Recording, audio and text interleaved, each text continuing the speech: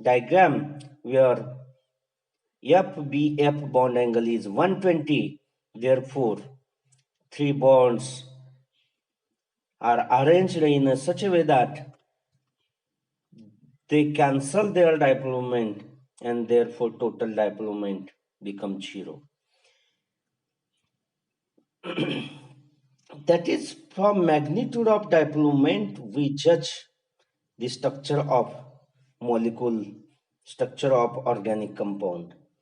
Then another application of that dipole moment is for identification of cis-trans isomers. In the case of trans isomers, the two heterobonds are opposite to each other, and therefore that opposite bonds cancel their dipole moment, and therefore magnitude of total dipole moment becomes 0. And in case of cis isomer, that dipole moment not cancel, therefore non-zero dipole moment is there. If you consider example of dichloroethene, then two CCl bonds opposite in trans, therefore dipole moment becomes 0, while in cis isomer two CCl bonds are at one side, they are not opposite, therefore that exhibit a certain magnitude, a certain amount of dipole moment, that is 2.88 in cis. Then in research in on dipole moment is calculated what formula given above, that is that type total dipole moment in research now is 1.4 d. Then that in such a way dipole moment, if we compare dipole moment magnitude, then for structure of NO2 and SO2 H2O, that all that molecules possess non-zero dipole moment, and therefore for such molecules structure is non-linear. In N2O molecule there are two possible structures. In first structure non-zero dipole moment, and in second structure, that is NON, that will be zero dipole moment. Actual determination, actual study shows that it that N2O nitrous oxide have non-zero dipole moment. Therefore, first structure is correct. For NH3 also, if we consider, there are two also possibilities as like BF3, NH3. If we consider structure of NH3, then that must have zero dipole moment. But actual in case of NH3, non-zero dipole moment is there. That's NH3 possess permanent dipole moment, and therefore structure of NH3 is non-linear. That then only that structure of NH3 is pyramidal structure, that is non-linear structure. Then we already mentioned that spectroscopy is based on light spectrum, and the light spectrum consists of different type of light radiations. If we consider with increasing wavelength,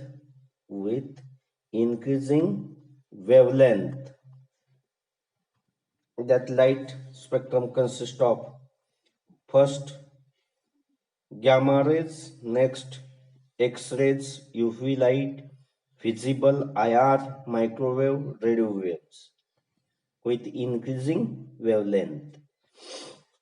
We know that in wavelength and frequency that are inversely proportional. Therefore, first region, which is very small wavelength region, inversely proportional, energy and frequency inversely. Small wavelength means very high frequency, very high energy. That is first region, gamma rays, X-rays, UV, that are also very, very high energetic radiations. Visible is middle, not highly energetic, and that is middle. And that after that, microwave radio waves that are very less energetic radiations.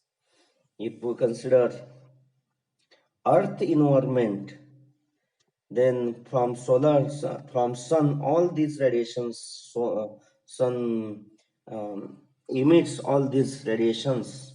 But out of that, first region up to UV, that is gamma rays, X-rays, UV radiations, that are more reactive because of their very high energy.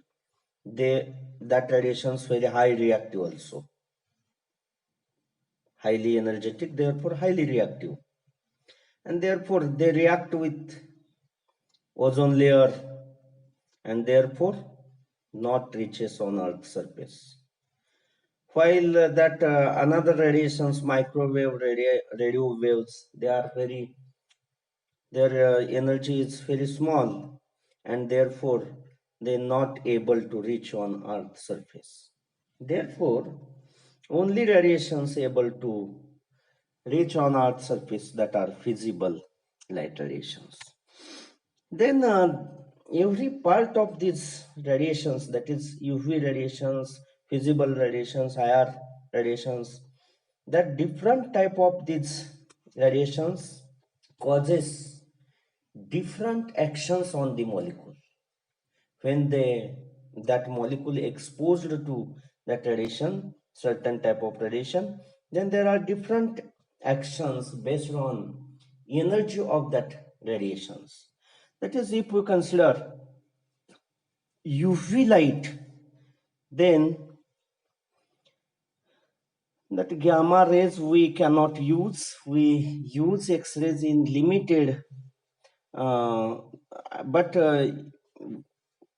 we can use UV radiations for structural elucidation. UV, visible, IR, microwave, that can be usable, but because of their high reactivity, gamma and X-rays are dangerous. They are carcinogenous, therefore. Then compared to ultraviolet, visible, IR, and microwave, think about these four regions: UV, visible, IR, and microwave. Then which region possess very high energy? UV. We know that UV. Then visible. And energy of IR and microwave is very small, very less compared to UV and visible. Then what is the effect of ultraviolet light on molecule? That causes electronic excitations in molecule. Energy is very high. When molecule exposed to UV radiations, then in molecule what happens? Electronic excitations takes place in molecule. What are electronic excitations? That is nothing but sigma to sigma star, that is electron from bonding orbitals, molecular orbitals, bonding molecular orbital excited to anti-bonding molecular orbital, that are sigma to sigma star excitation, pi to pi star excitation, n to pi star excitation. Such electronic excitations takes place when that molecule is exposed to UV radiation. Then visible light causes first region of UV light, that is near 400 nanometer region, that causes same effect as like ultraviolet. But if we consider IR radiations, then energy of these IR radiations is as compared to UV light, energy is less, and that not causes electronic excitation. Energy is not sufficient to cause electronic excitation. Then what happen? Because of IR radiations, IR radiation causes vibrational excitations in molecule. Vibrational excitations.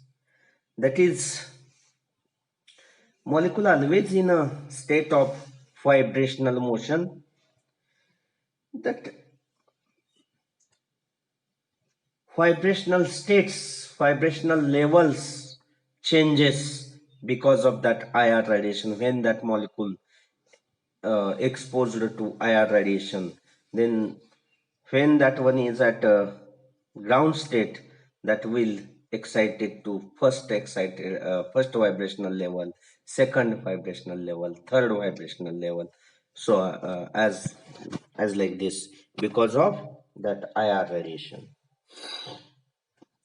Then after IR, next region is microwave radiations. That energy again less than IR radiations, and that radiations do not causes electronic excitations, not causes vibrational excitations, they only causes rotational excitations in molecule. Rotational energy level changes, that is, when that molecule got energy from microwave region, then it may excited from ground to first level, first to second level, as like that. Thus here different type of radiations causes different effect on molecules, and based on that spectroscopic techniques are based on which light radiation is used in that technique. That is, if UV light is used, then that technique is known as UV spectroscopy, which is based on study of electronic transitions. That spectroscopy also known as UV spectroscopy, also known as electronic spectroscopy. UV visible is a common region. Then next part is IR. That is, if in instrument IR radiations are used, then that one is based on vibrational excitations, and therefore that IR spectroscopy is also known as vibrational spectroscopy. Then microwave spectroscopy. That microwave spectroscopy, microwave radiations not able to causes electronic excitations, not causes vibrational excitations, then they only causes rotational excitations in molecule, and therefore that spectroscopy, microwave spectroscopy, is also known as rotational spectroscopy. But